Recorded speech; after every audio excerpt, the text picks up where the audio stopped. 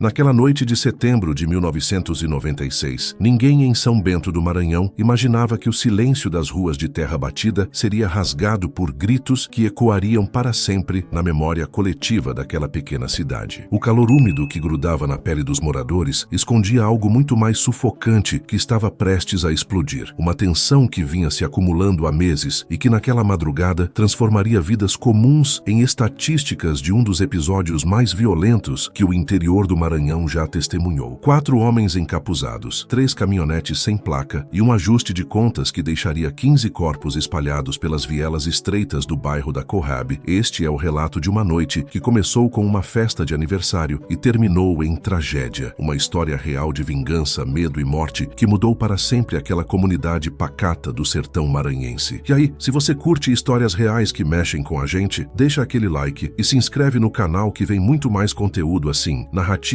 que mostram o lado mais obscuro da natureza humana. Então bora lá, que a história tá só começando. Preciso que vocês entendam o contexto de São Bento em 1996. A cidade era um daqueles lugares onde todo mundo conhece todo mundo, sabe? Tipo assim, você não consegue ir na padaria sem cruzar com pelo menos 5 conhecidos no caminho. As casas eram simples, a maioria de alvenaria sem reboco, algumas ainda de taipa, pintadas com aquela cal branca que refletia o sol escaldante do meio-dia maranhense. As ruas principais eram asfaltadas, mas a maioria das vielas do bairro da Cohab era de terra batida mesmo, que quando chovia virava um lamaçal danado e quando estava seco levantava uma poeira vermelha que entrava em tudo, nas casas, nos pulmões, na roupa estendida no varal. São Bento ficava ali no noroeste do estado, pertinho da divisa com o Pará, uma daquelas cidades que viviam basicamente do comércio local e da agricultura de subsistência. O movimento maior era na feira livre que rolava todo sábado na Praça Central, onde os agricultores da zona rural traziam suas verduras, frutas, galinhas caipiras e aquele queijo coalho que era uma delícia. O resto da semana, a cidade ficava meio parada, aquele ritmo lento do interior mesmo, onde o tempo parece passar diferente. Mas calma que eu preciso te apresentar os personagens principais dessa história, porque sem entender quem era quem, você não vai sacar a dimensão do que aconteceu naquela noite. Primeiro tem o Sebastião, o Tião da Cohab, como todo mundo chamava. Tião tinha 42 anos em novembro de 96. Era um cara alto, meio encurvado, com aquele jeito cansado de quem trabalha pesado desde criança. Ele era pedreiro, construía casas pela cidade toda, conhecido por fazer um serviço bem feito e cobrar justo. Morava numa casa amarela na Rua das Flores, número 123, com a esposa Raimunda e os 4 filhos, o mais velho com 17 anos e o caçula com apenas 6. Tião era respeitado na comunidade. Sabe aquele tipo de cara que todo mundo procura quando precisa de um conselho ou de ajuda para resolver algum pepino? Era ele. Participava da associação de moradores, jogava dominó todo domingo na porta do bar do Chico, ia na missa de vez em quando mais para agradar a Raimunda, que era católica fervorosa. Um homem comum, trabalhador, daqueles que sustentava a família com o suor do próprio rosto e não se metia em confusão. Mas todo mundo tem um passado, né? E o passado do Tião estava prestes a cobrar uma dívida que ele nem sabia que tinha. Do outro lado dessa história tem o Miro, ou Mirosmar, para ser mais exato. Miro era uns 10 anos mais novo que o Tião, tinha 30 e poucos, e era conhecido na cidade por ser meio esquentado. Não era bandido não, pelo menos não no sentido tradicional da coisa, mas era daqueles caras que não levava desaforo para casa, que resolvia as coisas na base da violência quando achava necessário. Tinha fama de briguento, já tinha se envolvido em algumas confusões em bares, tinha passagem pela delegacia por lesão corporal, essas coisas. Miro trabalhava com gado, era vaqueiro de uma fazenda grande ali nos arredores de São Bento, propriedade do Coronel Evaristo, um dos homens mais ricos e influentes da região. E aqui entra um detalhe importante. Miro não era só vaqueiro não, ele era também meio que o braço direito do coronel para as coisas que precisavam de uma abordagem mais, digamos, direta. Sabe como é? No interior ainda tinha muito desse lance de justiça com as próprias mãos, de resolver as coisas sem envolver a polícia, de fazer valer a lei do mais forte. O Coronel Evaristo era figura carimbada naquelas bandas. Tinha seus 70 e poucos anos, dono de milhares de hectares de terra, gado, influência política que se estendia até São Luís. Era daqueles coronéis à moda antiga, que controlava a vida de muita gente, que decidia quem trabalhava e quem não trabalhava, quem prosperava e quem passava necessidade. E o Miro era seu homem de confiança para as questões mais delicadas. Agora, o que ligava o Tião ao Miro e ao Coronel Evaristo? Aí que a coisa começa a ficar interessante. Uns 6 meses antes daquela noite fatídica de setembro, tinha rolado uma situação envolvendo uma terra. O irmão do Tião, o Josimar, tinha comprado um pedaço de chão na zona rural rural, uns 5 hectares. Pagou com o dinheiro suado de anos de trabalho. Só que acontece que essa terra estava numa área que o coronel Evaristo considerava dele, mesmo não tendo documentação que provasse isso. O coronel mandou o Miro ir lá conversar com o Josimar, pedir que ele desocupasse a terra. Josimar mostrou os documentos. Mostrou que tinha comprado tudo certinho, registrado em cartório e tal. Mas o Miro não estava nem aí para documento. Disse que aquela terra era do coronel e ponto final. Josimar não cedeu. Disse que ali era a propriedade dele agora e que não ia sair. A situação escalou. O Miro voltou lá com mais 2 capangas, destruíram o barraco que o Josimar tinha começado a construir, mataram as galinhas que ele tinha levado para começar uma criação, ameaçaram ele de morte se não sumisse dali. Foi quando o Tião entrou na história. Ele era irmão mais velho, não ia deixar o Josimar ser expulso daquele jeito, né não? Então o Tião foi até a fazenda do coronel Evaristo, pediu audiência, que foi negada, acabou encontrando o Miro pelo caminho. E ali, na porteira da fazenda, rolou uma briga feia entre o Tião e o Miro. Começou com discussão acalorada, empurrões, e terminou com os dois se pegando no braço mesmo. O Tião, apesar de ser mais velho, era forte por causa do trabalho de pedreiro e acabou levando a melhor na luta. Deixou o Miro estirado no chão, sangrando pela boca, na frente de outros funcionários da fazenda. Humilhação pública, sabe? Daquelas que não se esquece. O Tião ainda gritou para todo mundo ouvir que o irmão dele não ia sair da terra, que eles tinham direito, que iam procurar a justiça se fosse necessário. Depois foi embora, levou o Josimar para a cidade e eles de fato entraram com um processo contra o coronel Evaristo, pedindo a garantia de posse da terra. O processo estava correndo na justiça, devagar como sempre, mas estava correndo. Só que o Miro ficou com aquilo entalado na garganta. A humilhação de ter apanhado na frente dos outros, de ter ficado caído no chão enquanto o Tião ia embora feito um vencedor, aquilo corroeu o cara por dentro. Ele jurou vingança, falou para meio mundo que ia acertar as contas com o Tião, que ninguém fazia aquilo com ele e ficava por isso mesmo. Mas o Tião não levou muito a sério essas ameaças. Achava que era só raiva do momento que ia passar. Nos meses seguintes, a vida em São Bento seguiu seu curso normal. O Tião continuou trabalhando, pegando obras pela cidade, sustentando a família. O Josimar continuou na terra dele, plantando mandioca e feijão, criando umas cabras. O processo contra o coronel arrastava na justiça. E o Miro? Bom, o Miro estava planejando. Chegou setembro de 96. Dia 14, uma sexta-feira, a dona Neuza, vizinha do Tião, estava fazendo aniversário de 50 anos. E ela caprichou. Combinou de fazer uma festa na rua mesmo, daquelas festas de bairro que o pessoal do interior adora. Armaram umas mesas na calçada, fizeram um bolo enorme, churrasco, tinha cerveja, refrigerante, uma radiola tocando aqueles forrós e brega que o povo gosta. A rua inteira foi convidada e muita gente apareceu. O Tião e a Raimunda foram com os filhos. A casa deles era logo ali, uns 5 números para baixo na mesma rua. Então foi só atravessar. Tinha gente pra caramba, umas 70, 80 pessoas no total, espalhadas pelas calçadas, sentadas em cadeiras de plástico, encostadas nos muros, a criançada correndo de um lado pro outro. Clima de festa mesmo, todo mundo feliz, conversando alto, rindo. Era umas 9 da noite quando a festa estava no auge. A radiola tocava uma música do Alceu Valença. O pessoal estava dançando no meio da rua, alguns já meio alegres por causa da cerveja. As mulheres conversavam em rodinhas, trocando receitas e fofocas. Os homens discutiam futebol e política. As crianças brincavam de pega-pega, esconde-esconde, aquelas brincadeiras de sempre. Uma noite normal de festa de aniversário no interior. O Tião estava sentado numa mesa com o compadre Zé Carlos e mais 2 amigos, jogando uma sinuca de mentira, aquela de tampinha de garrafa mesmo, e contando causos. Ele tinha tomado umas 2 cervejas, estava de boa, rindo das piadas dos outros. A Raimunda estava ajudando a dona Neuza a cortar o bolo, distribuir os pedaços para os convidados. Os filhos do Tião estavam na correria com as outras crianças. Ninguém percebeu quando 3 caminhonetes sem placa entraram devagar na Rua das Flores. Eram umas 9h30, 9h40 por aí. As caminhonetes eram velhas, uma branca, uma azul desbotada e uma cinza, daquelas F1000 que todo fazendeiro tem. Elas vieram com os faróis apagados, só com a luz interna da rua mesmo para guiar, e pararam na esquina, uns 30 metros de onde estava rolando a festa. A primeira pessoa que notou foi o Chiquinho, um garoto de uns 12 anos que estava na beira da festa. Ele viu as caminhonetes paradas lá no escuro e achou estranho, mas não falou nada, continuou brincando. As caminhonetes ficaram ali paradas por uns 2, 3 minutos. Dava para ver que tinha gente dentro, várias silhuetas, mas com a luz fraca não dava para identificar quem era. Então, de repente, as portas das 3 caminhonetes se abriram quase ao mesmo tempo. Desceram 7 homens, todos encapuzados, todos armados. 4 deles tinham espingardas calibre 12, daquelas de 2 canos. Os outros 3 tinham revólveres. Eles desceram das caminhonetes sem pressa nenhuma, com aquela calma assustadora de quem sabe que tá no controle da situação. O Chiquinho foi o primeiro a gritar: "Tia, olha lá, tia, uns homens armados." A voz dele rasgou o ar da festa, cortou a música, cortou as risadas. Todo mundo virou para olhar na direção que o menino apontava. E ali, caminhando pela rua escura em direção à festa, vinham os 7 homens encapuzados e armados. O pânico foi instantâneo. As mulheres começaram a gritar, a pegar os filhos no colo, a correr. Os homens se levantaram das cadeiras. Alguns tentaram se esconder atrás dos muros. Outros ficaram paralisados, sem saber o que fazer. O Tião se levantou também, o coração disparando no peito, tentando entender o que estava acontecendo. Foi quando ele ouviu uma voz que conhecia muito bem, mesmo abafada pelo capuz. "Cadê o Tião? Cadê o Sebastião? Filho da puta!" Era o Miro, não tinha dúvida. A voz arrastada, o sotaque marcado, o Tião reconheceria em qualquer lugar. Galera, rapidinho aqui, deixa aquele like se você tá curtindo a história. Me ajuda demais a continuar trazendo esses conteúdos pra vocês. É rapidinho, só apertar no botão ali embaixo e bora continuar que agora a coisa vai ficar pesada. Os 7 homens se espalharam pela rua, formando uma espécie de semicírculo que fechava todas as saídas. A festa virou caos total. Gente correndo pra todo lado, tropeçando nas cadeiras, derrubando as mesas, mulheres gritando, crianças chorando, aquele desespero de quem não sabe o que vai acontecer, mas sabe que não vai ser nada bom. O Tião ficou onde estava. Ele sabia que tinham vindo atrás dele. Sabia que se tentasse correr, iam começar a atirar em todo mundo. Então ele deu um passo à frente, se afastando dos amigos, das crianças, tentando chamar a atenção dos atiradores só pra ele. "Eu tô aqui, Miro. Sou eu que vocês querem. Deixa essa gente em paz." A voz do Tião saiu firme, mas dava pra perceber o medo por trás da firmeza. O Miro deu uma risada que não tinha nada de alegre. Era uma risada amarga, cheia de ódio. Ele levantou a espingarda, apontando direto pro peito do Tião. Os outros 6 homens também apontaram suas armas para várias direções, garantindo que ninguém ia tentar fazer nada de heróico. "Deixar essa gente em paz?" O Miro cuspiu no chão. "Você acha que eu vim aqui só por sua causa, Tião? Você me humilhou, filho da puta. Me deixou no chão na frente de todo mundo. Agora eu vou te humilhar. Vou matar você na frente da sua família, dos seus amigos, de todo mundo que você ama. E depois vou matar mais um monte só para garantir que ninguém aqui esquece o que acontece com quem mexe com o Mirosmar." A Raimunda soltou um grito agudo, daqueles que gelam a alma. "Não, pelo amor de Deus, não faz isso. Ele tem filhos, a gente tem filhos pequenos." Ela estava com o caçula no colo, o menino de 6 anos chorando desesperado, sem entender nada do que estava acontecendo. Um dos homens encapuzados, um baixinho que estava com um revólver na mão direita, virou para Raimunda e disse com uma frieza que arrepiava: "Então vão ficar órfãos." E deu uma risada. O Tião olhou em volta, procurando uma saída, qualquer coisa, mas não tinha para onde correr. Os homens estavam posicionados estrategicamente, bloqueando todas as ruas e vielas. As casas todas tinham as portas fechadas agora. Os vizinhos que não estavam na festa tinham trancado tudo quando ouviram os gritos. Quem estava na festa e conseguiu entrar em alguma casa já tinha se trancado também. Ficaram ali no meio da rua, umas 40 pessoas ainda, presas, sem saber o que fazer. O Tião, a Raimunda e os 4 filhos. O compadre Zé Carlos e a família dele. A dona Neuza, a aniversariante, sentada no chão encostada num muro tremendo. O Chiquinho, o menino de 12 anos, que deu o primeiro grito agarrado na mãe. Mais umas 30 pessoas espalhadas, algumas em pé, outras agachadas, outras deitadas no chão tentando se fazer de invisíveis. O Miro andou até ficar bem perto do Tião, uns 2 metros de distância, a espingarda ainda apontada pro peito dele. Os 2 homens se encararam por uns segundos que pareceram durar uma eternidade. Dava pra ver o ódio nos olhos do Miro, mesmo com o capuz escondendo a maior parte do rosto. "Você lembra quando me deixou sangrando no chão, Tião? Lembra como você se sentiu o fodão naquele dia?" A voz do Miro estava baixa agora, quase um sussurro, mas carregada de uma raiva que dava pra sentir fisicamente. "Eu pensei nisso todos os dias desde então. Todos os dias, Tião. E hoje eu vou te fazer pagar." O Tião respirou fundo. Ele sabia que ia morrer. Não tinha jeito. Mas talvez, só talvez, conseguisse negociar a vida das outras pessoas. "Beleza, Miro. Você venceu. Pode me matar. Mas deixa todo mundo ir embora antes. Essas pessoas não têm nada a ver com isso. É entre eu e você." "Não, Tião. Não é só entre eu e você." O Miro balançou a cabeça. "É entre você e o coronel Evaristo também. Aquela terra que seu irmão invadiu, o coronel quer ela de volta. E o processo que vocês botaram contra ele, o coronel quer que suma. Então aqui tá o recado dele pra comunidade toda. Ninguém mexe com o que é do coronel. Ninguém." Foi quando a coisa clicou na cabeça do Tião. Aquilo não era só vingança pessoal do Miro, não. Era uma execução encomendada. Era o coronel Evaristo mandando dar um exemplo, mostrando o que acontecia com quem desafiava o poder dele. E o Miro estava adorando a oportunidade de juntar o útil ao agradável, de executar as ordens do patrão e ao mesmo tempo se vingar da humilhação que tinha sofrido. "O Josimar", o Tião disse de repente, "você Vocês já pegaram o Josimar? O Miro sorriu por trás do capuz. Dava para ver o sorriso pelos olhos. Seu irmão tá morto faz 2 horas, Tião. A gente passou na terra dele primeiro. Ele reagiu. Foi burro. Levou 3 tiros no peito. A mulher dele também quis bancar a heroína. Tentou pegar uma enxada para acertar um de nós. Levou um tiro na cabeça. Os 2 filhos deles foram mais espertos. Correram pro mato. Mas a gente volta lá amanhã. Eles não vão fugir muito longe, não. O Tião sentiu as pernas bambearem. O irmão morto. A cunhada morta. Os sobrinhos fugidos no mato. E agora ele, a família dele e mais um monte de inocente iam morrer também. Era tudo culpa dele? Era culpa dele ter defendido o direito do irmão? Era culpa dele ter brigado com o Miro? Ou a culpa era do sistema podre que permitia que um coronel encomendasse uma chacina porque alguém tinha ousado comprar um pedaço de terra? Miro, pelo amor de Deus. Era a dona Neuza quem falava agora, ainda sentada no chão, a voz tremendo. Eu não tenho nada a ver com isso. Essas pessoas aqui não têm nada a ver com isso. É o aniversário de 50 anos, cara. 50 anos. Eu só queria fazer uma festinha. Pelo amor de Deus, deixa a gente ir embora. Um dos outros homens encapuzados, um alto e magro que estava com uma espingarda, virou para dona Neuza e disse: "Cala a boca, velha. Ninguém mandou fazer festa na rua. Vocês são tudo testemunha agora. E testemunha não sobra." O compadre Zé Carlos, que estava do lado do Tião, tentou raciocinar. "Vocês vão matar todo mundo aqui? São 40 pessoas, Miro. 40. Tem criança aqui. Como é que vocês vão viver com isso na consciência?" Consciência? O Miro deu outra risada amarga. "A gente não tem consciência não, Zé Carlos. A gente tem ordens. E as ordens são claras. Fazer um exemplo que ninguém esqueça. Quanto mais gente morrer, melhor." Foi quando começou o tiroteio. O Miro não deu mais nenhum aviso, não disse mais nada. Simplesmente apertou o gatilho da espingarda. O estampido foi ensurdecedor. O Tião levou o tiro em cheio no peito. Foi atirado para trás com a força do impacto. Bateu nas costas no chão de terra. O sangue começou a escorrer rápido, formando uma poça vermelha embaixo dele. E aí foi o caos total. Os outros 6 homens começaram a atirar também. Espingardas e revólveres disparando em todas as direções. O som era insuportável. Uma sequência rápida de estampidos que ecoavam pelas casas, pelas ruas, pela cidade inteira. São Bento inteira acordou naquela noite com o som daquela fuzilaria. As pessoas correram, gente tropeçando uma na outra, caindo, levantando, tentando se esconder atrás de qualquer coisa. Muros, carros estacionados, mesas viradas. Mas não tinha proteção suficiente. Os atiradores estavam em posições que davam visão de quase toda a rua e eles não poupavam ninguém. Atirava em quem estava correndo, em quem estava parado, em quem estava caído no chão. O compadre Zé Carlos levou um tiro nas costas quando tentou correr para dentro de uma casa. Caiu no meio do caminho. A dona Neuza levou um tiro na barriga. Ficou ali se contorcendo de dor no chão onde estava sentada. O Chiquinho, o menino de 12 anos, levou um tiro na perna quando tentou correr. Caiu gritando de dor e de pavor. A mãe dele correu de volta para pegar o filho, levou 2 tiros, um no braço e um no pescoço. Caiu em cima do menino, o sangue dela se misturando com o dele. A Raimunda conseguiu correr uns metros com o filho caçula no colo antes de levar um tiro nas costas. Ela caiu de joelhos, mas não soltou o menino. Virou ele de lado, protegendo com o próprio corpo, tentando usar as últimas forças que tinha para salvar pelo menos aquele, o menor. Mas levou outro tiro e outro, até que desabou completamente em cima da criança. Os outros 3 filhos do Tião tentaram correr juntos. O mais velho, de 17 anos, conseguiu chegar até uma viela lateral, mas levou um tiro na nuca antes de virar a esquina. Os 2 do meio, um de 15 e outro de 13, se separaram. O de 15 conseguiu entrar na casa de um vizinho que abriu a porta no último segundo. O de 13 não teve a mesma sorte. Levou um tiro na barriga, outro no peito, caiu no meio da rua. O tiroteio durou uns 3 minutos. 3 minutos que pareceram 3 horas. 3 minutos de puro terror, de gritos desesperados, de gente implorando para não morrer, de crianças chorando pelos pais, de mães chorando pelos filhos. 3 minutos que deixaram a Rua das Flores parecendo um campo de batalha, com corpos espalhados por todo lado, sangue escorrendo pelas sarjetas, cadeiras e mesas viradas, pratos de comida misturados com cascas de balas. Quando os tiros pararam, ficou aquele silêncio pesado, angustiante. Só dava para ouvir os gemidos de quem estava ferido, o choro abafado de quem tinha conseguido se esconder e estava aterrorizado demais para sair do esconderijo. O cheiro de pólvora queimada dominava o ar, misturado com o cheiro de sangue. O Miro caminhou entre os corpos, a espingarda ainda fumegante na mão. Ele ia verificando um por um, e quando via alguém ainda se mexendo, ainda vivo, dava o tiro de misericórdia ou de crueldade, dependendo do ponto de vista. Um tiro na cabeça certeiro, garantindo que não ia sobrar ninguém para contar história. Ele chegou perto do Tião. O pedreiro ainda estava vivo, respirando com dificuldade, o sangue borbulhando no buraco do peito aberto pela espingarda. Os olhos dele procuraram os do Miro, tentando entender, tentando achar alguma explicação, algum resquício de humanidade naquele homem que tinha sido capaz de fazer aquilo. "Você tá vendo agora, Tião?" O Miro se abaixou, ficou bem perto do rosto do pedreiro. "Essa é a diferença entre eu e você. Você me deixou vivo quando teve chance. Eu não vou cometer o mesmo erro." E deu o tiro final na testa do Tião. A cabeça do pedreiro foi para trás, bateu no chão e ele ficou imóvel. O Miro foi até onde a Raimunda tinha caído em cima do filho caçula. Ele empurrou o corpo dela com o pé. O menino de 6 anos estava lá embaixo, coberto do sangue da mãe, os olhos arregalados de terror, mas vivo. O pequeno olhou para o homem encapuzado, sem conseguir falar, sem conseguir se mexer de tanto medo. O Miro apontou a espingarda para a cabeça da criança. Um dos outros homens encapuzados veio correndo. "Miro, não, é uma criança pequena demais. Deixa ele aí. Vai morrer de qualquer jeito, tá todo coberto de sangue da mãe, deve estar ferido também." Era mentira. O menino não estava ferido, mas o cara estava tentando salvar a vida dele. O Miro hesitou por uns segundos, a espingarda apontada para o rosto aterrorizado da criança. Depois ele baixou a arma.